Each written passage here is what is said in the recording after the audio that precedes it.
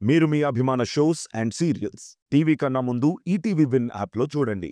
Download and subscribe to ETV win app. 99 రూపాయలు మాత్రమే.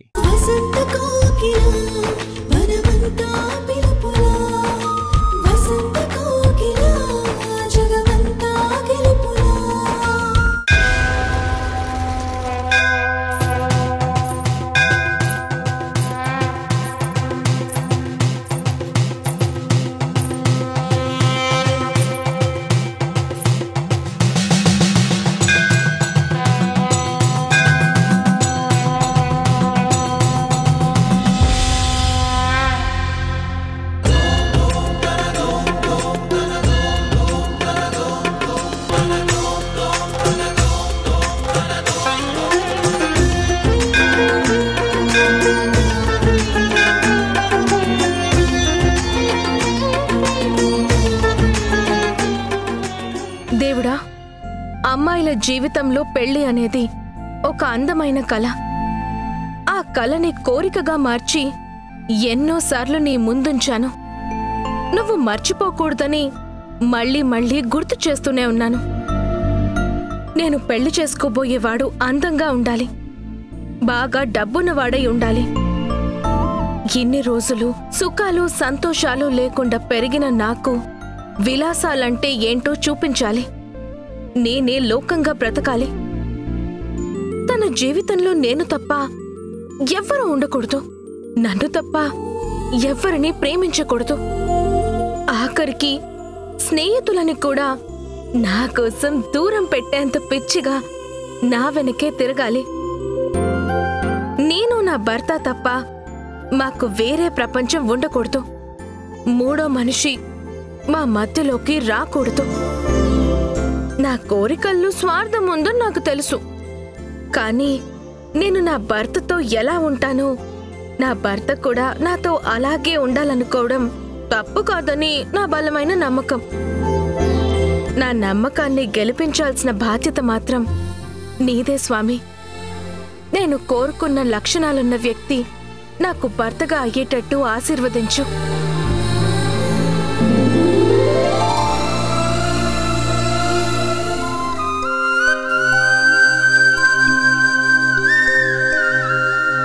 ఇవి చాలు వదినా, ఇంకో 2 చీరలు తీసుకో వదినా. అవును, కావేరి ఎక్కడ కనిపించట్లేదు, గుడికెళ్ళింది. ఏమో అనుకున్నాను కానీ మీ అమ్మాయికి భక్తి ఎక్కువే. భక్తి కాదత్తా, భయం. మా మిడిల్ క్లాస్ బ్రతుకులకి గంతకి తగ్గ బొంతలాంటి సంబంధం కాకుండా నేను కోరుకున్నవాడు భర్తగా రావాలని ఆ దేవుడికి మొక్కుకున్నాను. మా కోడలికి పెళ్లి మీద చాలా ఆశలున్నట్టున్నాయి. మరి పెళ్ళంటే భవిష్యత్తు. ఆ మాత్రం ఆశలు కోరికలు లేకుండా బ్రతకడం నాకు చేత కాదత్తా. అయితే వదినా, 1 కాదు ఇంకో 2-3 చీరలు తీసుకో, పెళ్లికి పనికొస్తాయి. నువ్వు ఊరుకో వదినా. ఇదిగో కావేరి, ఈ చీర ఎలా ఉంది?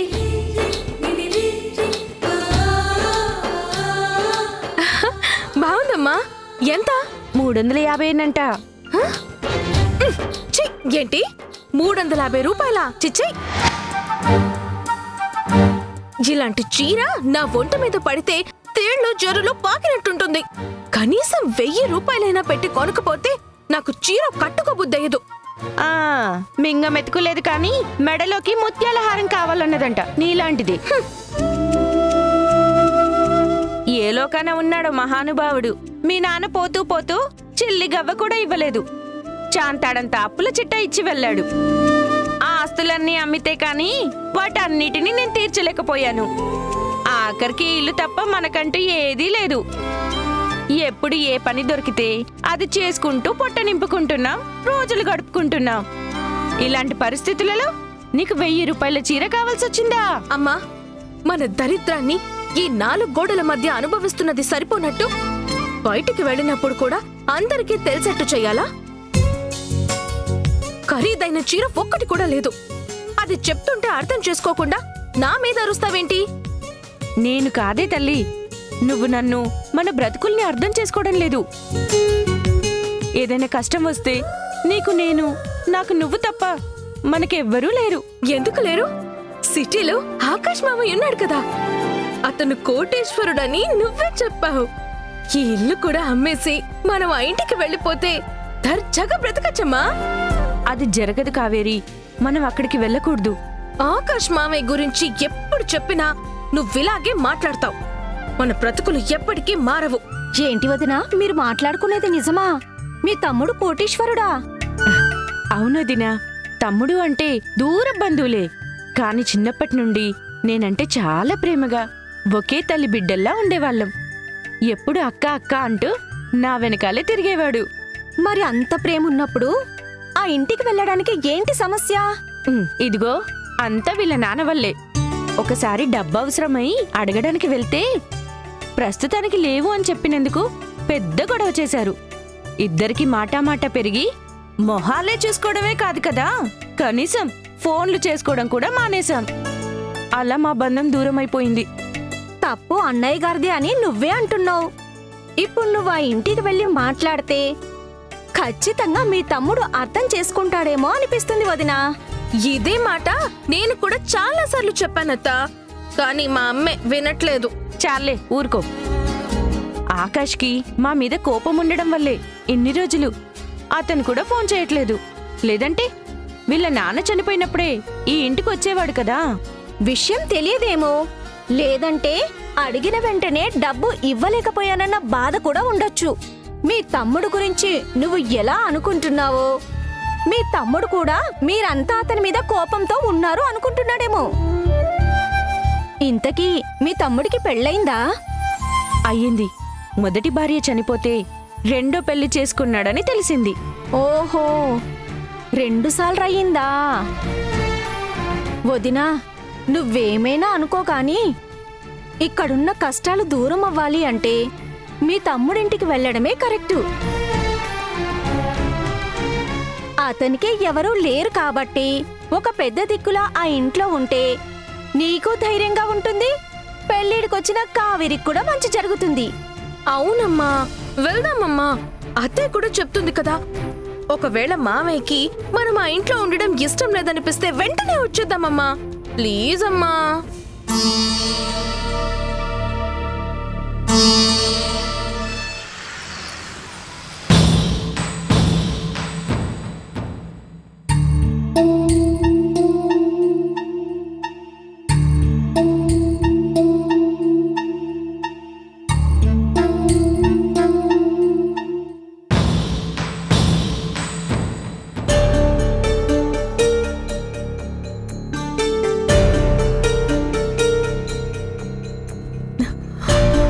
సంధ్య, ఏంటి అంత సీరియస్గా వెతుకుతున్నావు?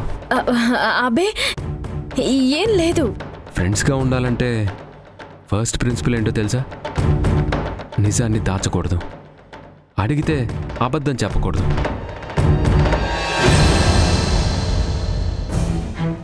నువ్వు వెతుకుతుంది ఇదేనా?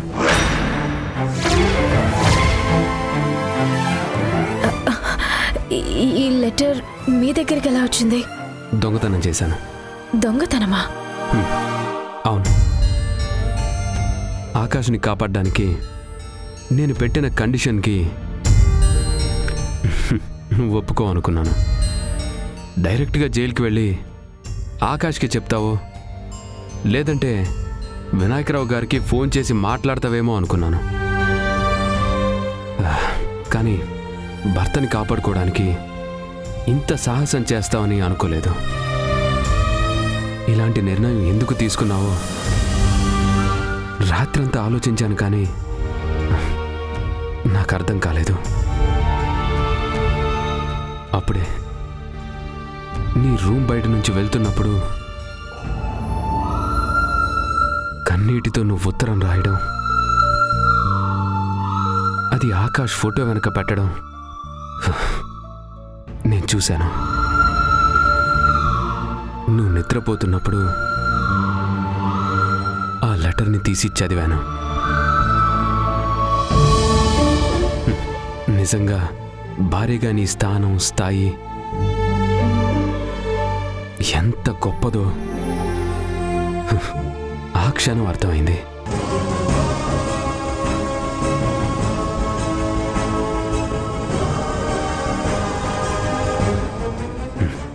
కంటికి నువ్వు దేవతలా కనిపించావు. ఈ లెటర్లో ప్రతి అక్షరంలో ఆకాష్ మీద నువ్వు పెంచుకున్న ప్రేమ స్పష్టంగా తెలుస్తుంది.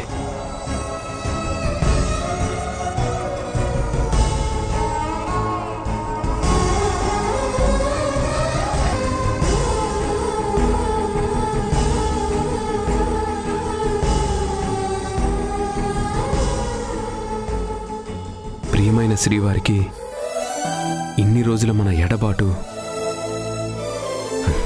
రేపటితో పూర్తవుతుంది. మిమ్మల్ని నిర్దోషిగా బయటికి తీసుకొచ్చే దారి దొరికింది. ఎన్నో రోజుల నుంచి ఎదురు చూస్తున్న శుభవార్తే అయినా నా కళ్ళకి మనసుకి సంతోషం లేదు. దానికి కారణం సూర్య పెట్టిన కండిషన్. ఆయన బలమైన సాక్ష్యం ఉందని, అది కోర్టులో ప్రొడ్యూస్ చేయాలంటే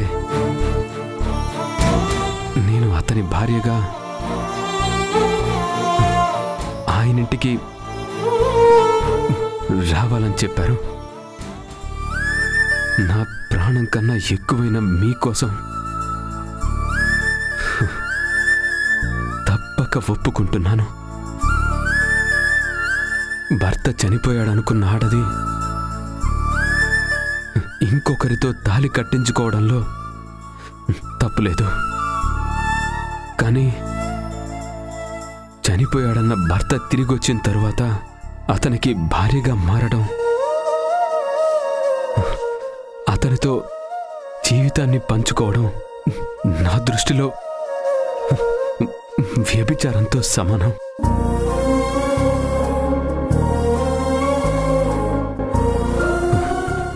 ఆ పాపం నేను చేయలేను. అందుకే సూర్య కోరుకుంటున్నట్టు ఈ ఇంట్లో నుంచి బయటికి వెళ్తున్నాను. కానీ ఒక భార్యగా సూర్య ఇంట్లో అడుగు పెట్టలేను. నాతో పాటు తీసుకెళ్తున్న విషయాన్ని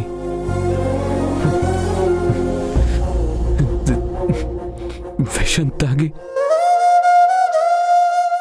మీ భార్యగానే ప్రాణాలు వదిలేస్తాను. నా నిర్ణయం తప్పని తెలుసు. నాకు వేరే దారి లేక మిమ్మల్ని కాపాడుకోవాలన్న ఒకే ఒక్క స్వార్థంతో ఇలాంటి నిర్ణయం తీసుకున్నాను. నన్ను క్షమించండి. ప్రేమతో మీ సంధ్య,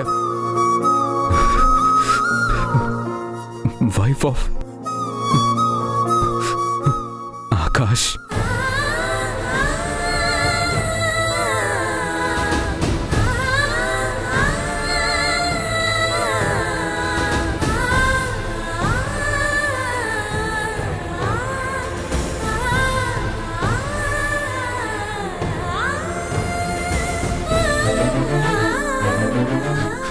ఈ లెటర్ చదివిన తర్వాత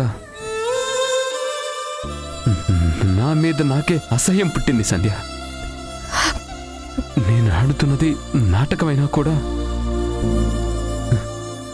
నా వల్ల నువ్వు ప్రాణాలు తీసుకోవడానికి కూడా సిద్ధపడ్డావంటే నేనెంత పెద్ద తప్పు చేస్తున్నానో నాకు అర్థమైంది. అప్పుడే ఫిక్స్ అయ్యాను. నీలాంటి దేవతకి చేతులెత్తి దండం పెట్టాలి, కానీ నీ కన్నీరుకి కారణం కాకూడదనుకున్నాను. ఇక నుంచి మీ ఇద్దరి జీవితంలో సంతోషం ఉండాలి, కానీ బాధ కాదు.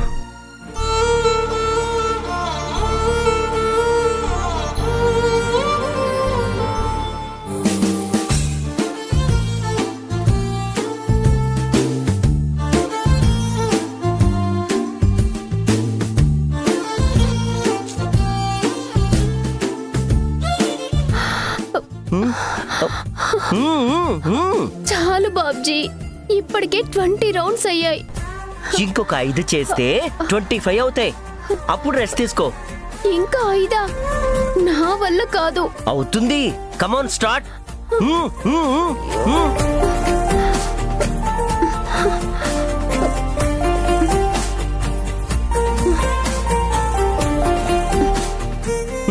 కమాన్, ఇంకో 4.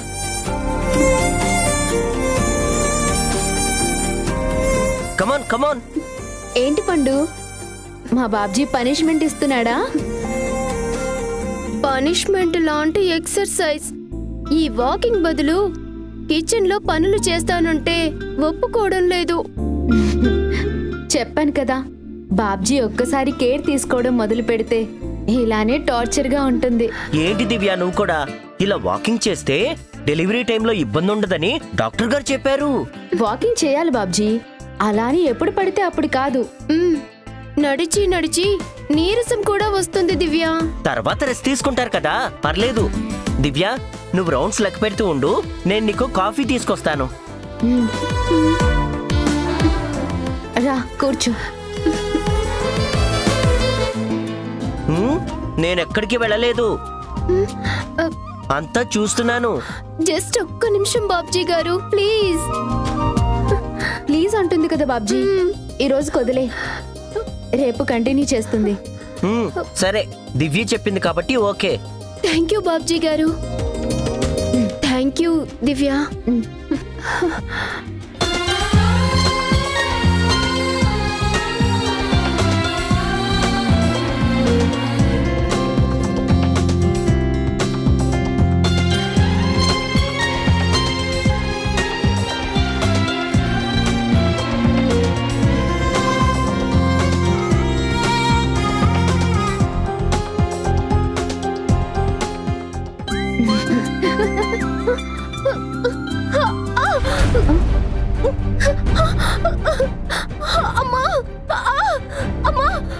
పండు,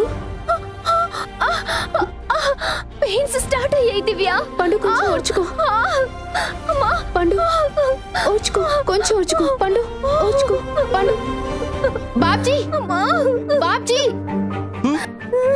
పండు, పండు కొంచెం ఓర్చుకో. ఏమైంది దివ్య? పండుకి పెయిన్ స్టార్ట్ అయ్యాయి. వెంటనే అంబులెన్స్ కి ఫోన్ చేయి.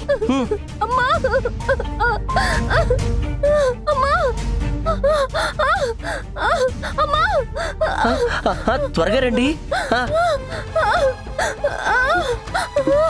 కొంచెం జాగ్రత్త పండు.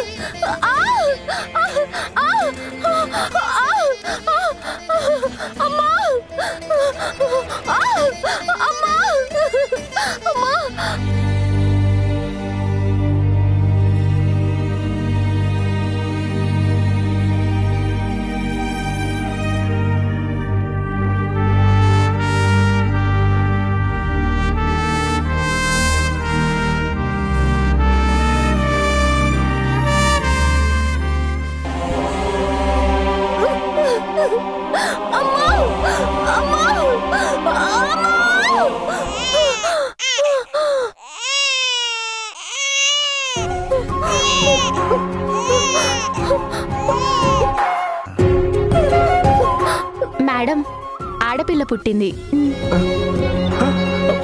బాబ్జీ, నువ్వు ఇక్కడే ఉండు, ముందు నేను వెళ్తాను. ఓకే దివ్య.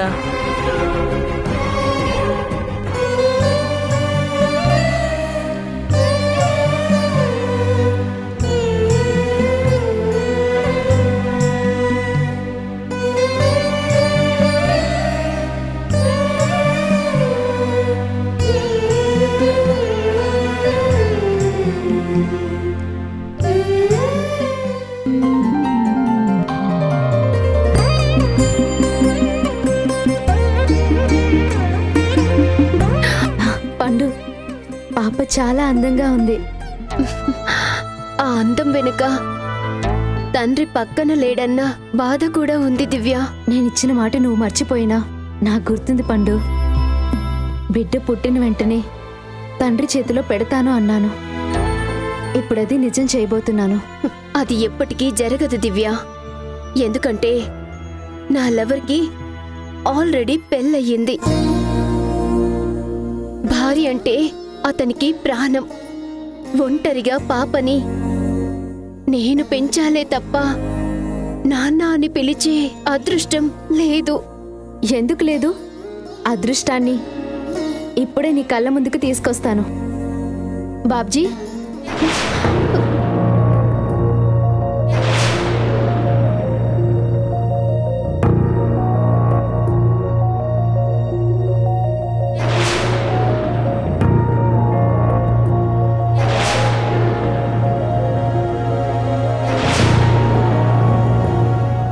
నీ కూతుర్ని ఎత్తుకో.